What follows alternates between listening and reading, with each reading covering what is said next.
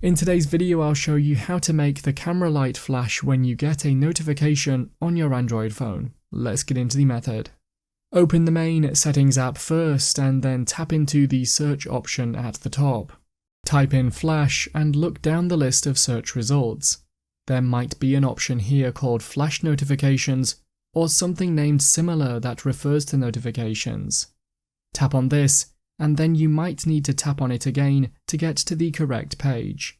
You should now be able to turn on this feature with the toggle switch, and you might be able to customize related settings.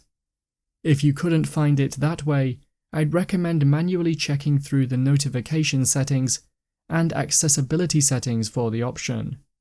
On some Android phones, it could be called flash notification or flash alert, so try searching for these two. That's how to make the camera light flash when you get a notification on your Android phone. If you found the video helpful, remember to leave a like and feel free to subscribe for more.